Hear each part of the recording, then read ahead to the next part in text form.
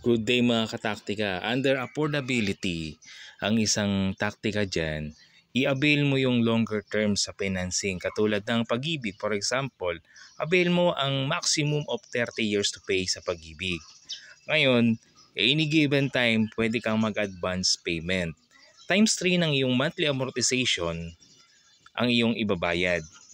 Yung isang buwan para ma-update ang iyong monthly amortization at yung equivalent ng 2 buwan, sasabihin mo advance to principal para purely principal ang application at walang interest. Ang effect niyan, masyo-shorter mo ang period of payment, maleleser ang interest at mababayaran mo ng shorter period ang iyong investment na hindi kasakal pagbayad ng monthly amortization. At dito naman sa South Francisco, pwede kang pumili 2 bedroom, 3 bedroom hanggang 4 bedroom single attached house.